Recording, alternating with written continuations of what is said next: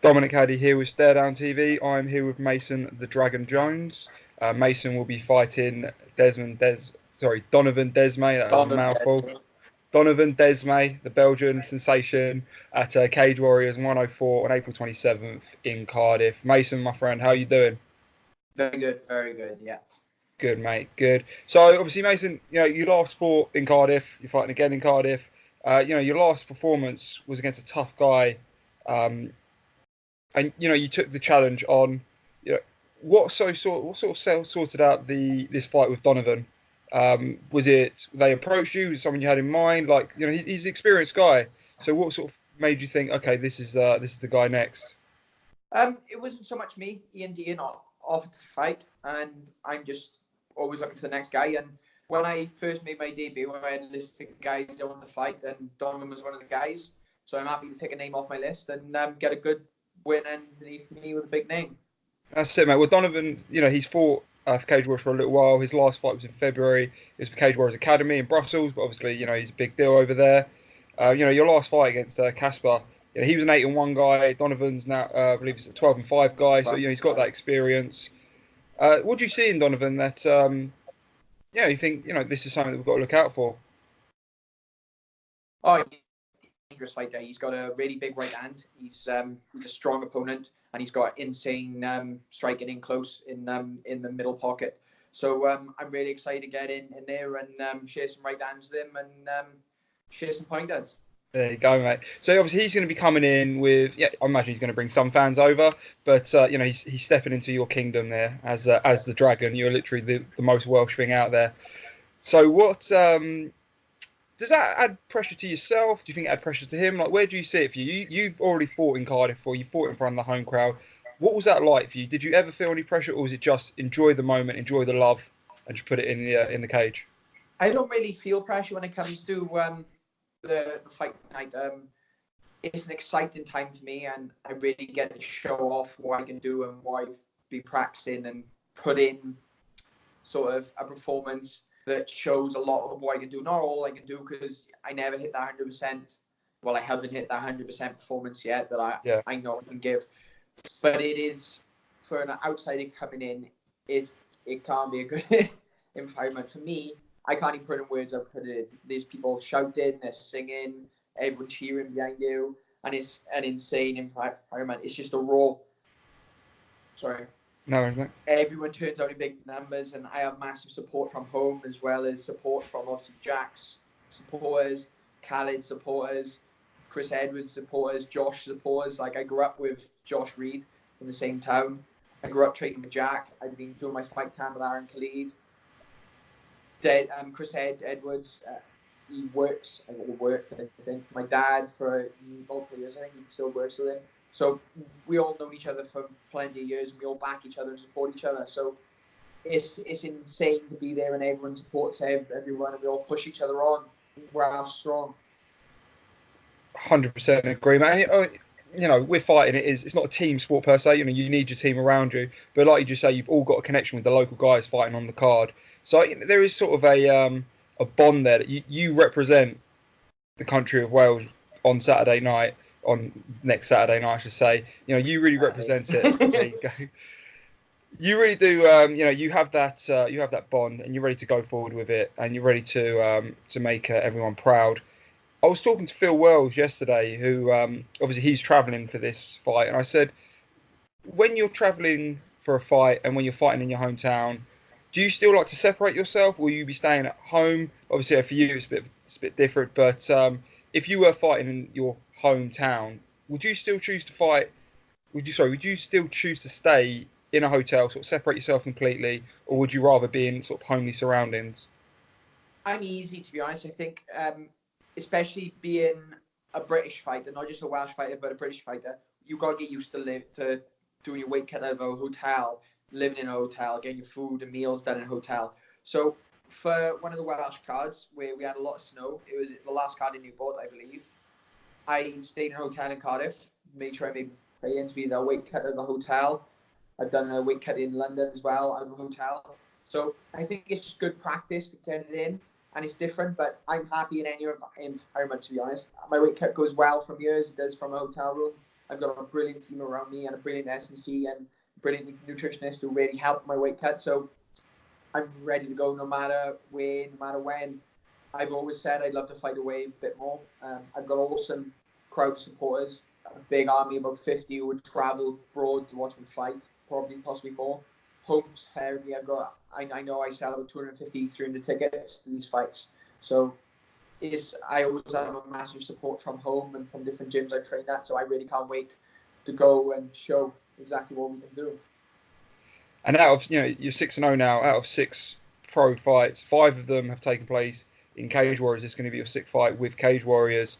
How is it work? It's the biggest organisation in Europe. I think it's fair to say that. How is it working with the team and the setup? Do you know exactly where you need to be? You know where everything's going to happen. Like, is it just knowing that you're working and fighting for such a established promotion? Does it make it easy for you on fight week? Oh, definitely. One of my fights, obviously, the second one was against Brett Haslett on Adrenaline, I believe. Don't quote me on that because I could be wrong. I think it was Adrenaline. I think it was Adrenaline FC, I think. Something. Yeah, Adrenaline. And obviously, that's a small promotion and it's a massive difference. Cage Warriors is so professional what it does. The medical checks, more than when I did pro boxing, they're a lot more strenuous. And they're a lot more in depth. So they keep us all safe and they treat us like professionals we are. And I always say to everyone I speak to, Cage Warriors is basically a sort of our college days, whereas UFC would be our work life. And it's just teaching us everything we need to do, helping us with the media commitments, sort of bringing you into that world and giving you pointers in what you want to do. And Ian, Dean and Graham and all the guys over at Cage Warriors really look after us and really push us. So I always try to give as much back as they give me. And so far, they haven't seen me wrong. I've always had tough opponents and they haven't sort of given me any butter-covered opponents and any easy fights. So I've always had tough fights and it's gradually stepping me up. And I'm ready to take on anyone in this division at the moment. I believe I'm the best 155 pounder in this division and I'm ready to show it and start beating some of the top guys. That's good to hear, mate. That is very good to hear. And, you can tell, even with the... Sorry. No worries, mate. You can tell even with the UFC caliber fighters. Now, the old ones, Bisping, McGregor, they still rate Cage Warriors high. They seem to have that love and admiration for them because they gave them that platform. It's enough to be seen. It's enough to get a following, especially nowadays, and it's just going to propel you going forward. We've had some fights from Barma have done well, but I think Cage Warriors really is a stepping stone for the European standard right now. Definitely, I agree. And the bottom level UFC is the same standard as the top level of Cage Warriors, if not Cage Warriors being stronger than a lot of the guys in UFC. So I think it's a perfect weight that when you get into the top of your division and you're beating the guys in your division, it is perfect to step across. And like I train a Team Alpha Male a lot, and I train a lot of the guys out there, the UFC standard, a lot of them top ranked opponents, close to my weight and lighter. And this, when you know you're at the level, it's just finishing and ticking the last couple of the boxes. I know I'm ready to step across. I know another year in Cage Warriors, and I'll be knocking on the door to go. Whether it's my time to go or whether or not, I'm 23. I'll be 24 on April 26.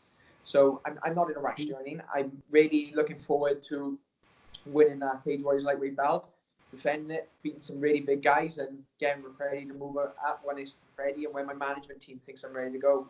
I'm not in a rush, and after this fight, I'll be looking to call for the belt. I've never hidden that, but if they sit me down after my management team and Ian, they say, look, we want you to fight this guy first, so this is the plan, I'm happy. They don't steer me wrong, and I'm not in a rush. It's all about experience. So just keep knocking people out and subbing people, and I'll go from there.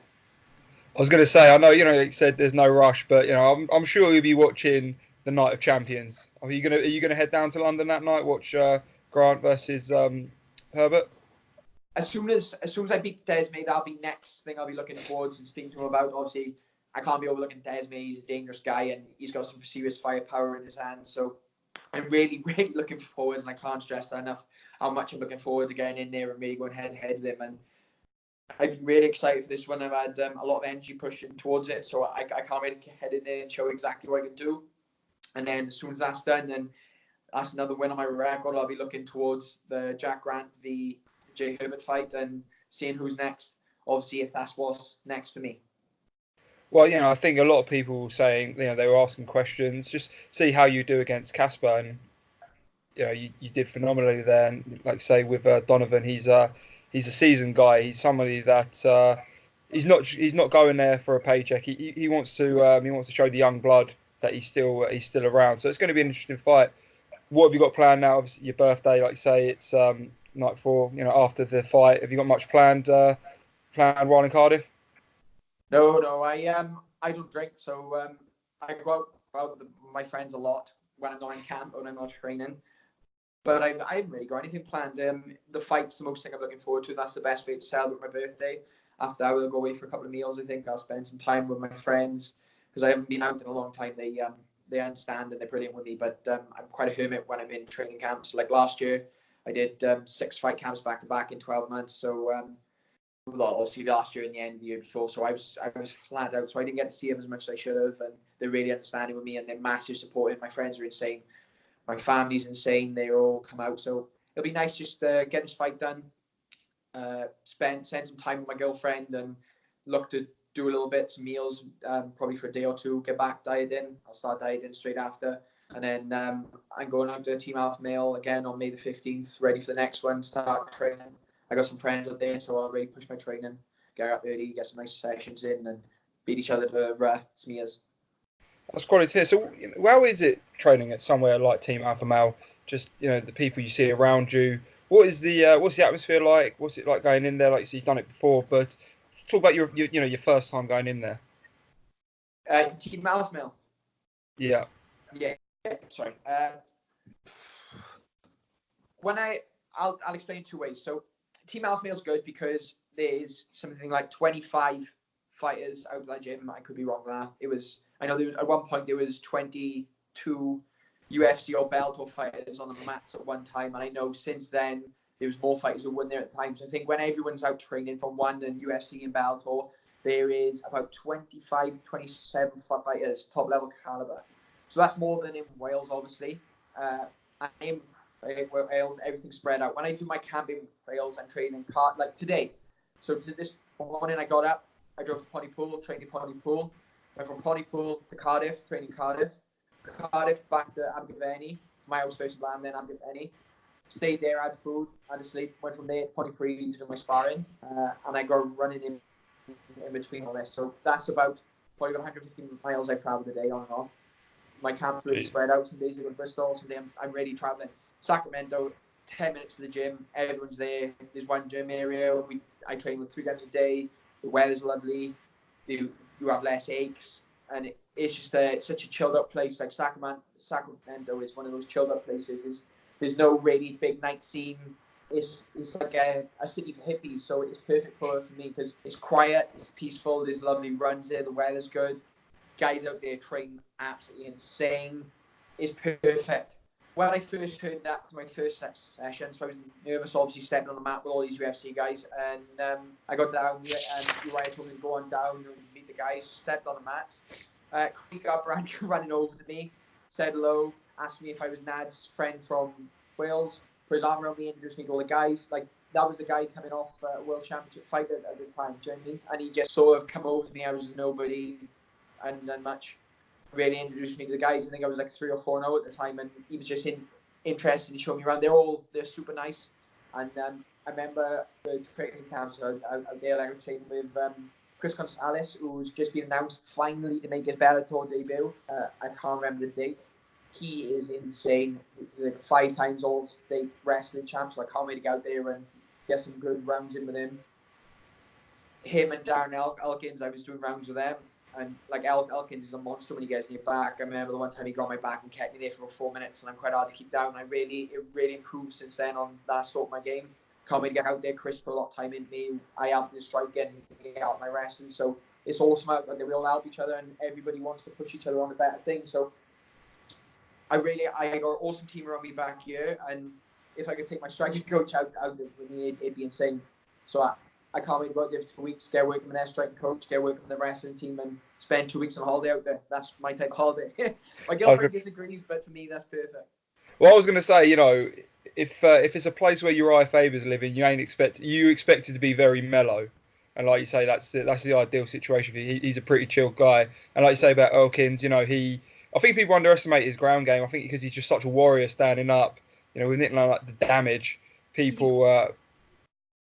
He's got such a weird ground game. Like, weird is the way I just explain it. Because I train with world class opponents in BJJ. Like, I trained in Brazil, in different places, in different camps with world champions and gold medalists and this and that, and like Olympic champions in judo and different things. And his ground game is so weird in this aspect of, if you give him an inch and you give him a couple of, like, if you rest on the ground and let him cement his positions secure, you can't get him off. It is like, I've seen him keep down the European. Don't let me get this wrong. The European purple belt BJJ champion, like 2 years in a row on, and he was like 84k at the time, and he pinned him down, and the guy couldn't move, just kept him there. And it was a friend of mine, an Italian friend of mine, and his jiu-jitsu is insane. And when Elkins got on top and pinned him, he wasn't getting out. He kept him there for the entire round and controlled him and took his back. And it's not a nice place having Elkins on your back. Like, if you could deal with Elkins, you could deal with any fight in the UFC taking position on you. So that, again, helped my game massively, and I can't wait to get back out there and get stuck into the damage again. You can tell how excited you are, mate. It's going to be exciting. So you said, how close are you with Nad then? Obviously, when they said Cody asked if you're Nad's friend, are you close with him? Do you train closely with him? Not as much as I should. Nad's up in Bristol, which is about an hour away, and he's the one he helped a lot of my camps sometimes when. Obviously, a lot of Jack, I trained them for my fight camps at Jack Shaw's gym at Tulare Combat and trained with those guys. And then I got some rounds in with Nad. Nad was a bit bigger at the time, so it was good to get some rounds in with him. And I did 2 of my camps with Nad, and I helped out with 2 of his camps, I believe. And he's from the same jiu-jitsu family as me. So I'm Undefeated Pesa, which is based in Bristol. Nad's at the HQ. My coach is from Undefeated Pesa, as well as the other gyms I train at. So it's all one big family. We grew up training together, and like, I remember when he won the Cage Warriors belt, we were he celebrated one of the grade-ins, and he came in, and I was there when he had his black belt. So we've trained together quite a long time, and he really helped me out and really showed me some things. And like, again, I wish he'd done more work in this camp, but he did most of his camp for the UFC fight. The Grundy, Team Alpha Male, and then when he come back, he's back for a week, and I was going to pop up, but in the end, I didn't really want to go in there and sort of catch him at the end of camp. And I'm a bit nervous and stuff like that. Because when you haven't been training with someone for that camp, if you go in and catch him at the end of camp when I'm in camp, I always get worried if you manage to injure someone accidentally because you've been working together long. You're out of flow, Yeah, so whereas when you've been working with people for a couple of weeks, or even after one session, you know each other's timings a bit better. So you know sort of there's less risk getting injured and stuff. And when people on UFC and Bellator level fights, you really feel terrible if they get injured. And I know that from experience. So it just didn't end up working out. And he ended up going back to Team Alpha Male shortly after. And then he was back in Bristol. And obviously I didn't want to go up there then. So I haven't really been in touch with him. So I know I'll have to get some training again. But that'll be after this fight now. No, to be fair, it makes sense. It makes sense him going to Team Alpha Male. He was going up against Grundy, who was such a seasoned grappler. In the European scene. It made sense. Good fight. I was really excited about that fight. I was shocked that it was first fight of the night. But now he was 2-0 in the UFC. He'll be back without a doubt. Yeah. So, mate, I don't want to take up much more of your time. Sort of final question from me. How does these next few days look for you going into next Saturday? When does the weight cut really start? These are boring days. I hate this time now because it's just sort of waiting around. I just want to get a weigh in, get face to face with Tesme. Like, we haven't had any banned on Twitter, which I was surprised in one aspect, not surprised in the other, because I thought he'd give it a bit of lip. But he and I both understand each other. We both know both of us are coming for a scrap. He thinks he's going to beat me. Obviously, I know I'm going to beat him. And the two of us are seasoned in what I've done. Like, I've been training 16 years. I've been fighting every weekend since I was a kid. So I'm not worried in that aspect. I've probably been training a lot longer than him. So I'm experienced. He's experienced. The two of us are ready for scrap. We'll probably have a bit of heated face-to-face, but the respect flows both ways. I know that for a fact. So I'm really looking forward to getting in there the next few days. Like I said, boring. I'll probably start easing out Sunday. So my last day of training is tomorrow, and then Saturday I'll have a rest day before the fight, and then I'll be doing 2 sessions. One morning when I wake up later on, one in the night as late as possible. My sleep pattern's different now, so I started switching my sleep pattern a week ago. So a week today, I started staying up till 1 o'clock in the morning and staying in bed until about 9 o'clock, 9:30, which I normally go to bed about 11 o'clock and wake up at 7. So I switch my sleep pattern, so I'm tired late. So I'm tired later. So I don't start falling asleep until about 11:30. So by the time I fight around 10 o'clock, I'm still fully awake. Yeah, another 1%. Yeah. That's something that you don't really hear a lot of people talk. But it makes perfect sense. If you're training hard every day, you're going to sleep early. But if your body's used to dropping down at that time, and you think, okay, look, Mason, let's go, let's walk out. You're like, what? So, mate. Adrenaline carries you a lot, but these 1% really make a difference. So your nutrition, I've got a very, very good nutritionist. I've got a good S&C coach. All my coaches communicate all the time. We've got a schedule and we've got notes and stuff. So every time when we finish this fight, same as I finished my last fight, we have a sit down together, have a meal, and everyone gives hands and notes in. Everyone's written notes on the fights, what I did wrong, what I did right. They're really brutal with them, and then we go back and we really work on what I've been doing and what I need to improve on, and that pushes me to the next level before we get into fight camp. So I've really improved. I'm really ready to go, and I just can't wait to get in there and chase some right hands. Well, mate, that's the perfect way to end this interview. Mason, I really do appreciate the time, and I'm looking forward to this fight. I'm looking forward to seeing what the rest of 2019 looks for you, my friend. But rest up, enjoy yourself, don't get too angry before then, and we'll be seeing you next Saturday. Perfect. Anytime you want to do an interview, just drop me a message. I'm always keen. I'll take you up on that, I promise, my man. Thank you very much. Cool. Cheers, Mason Jones. See you later. Catch you soon.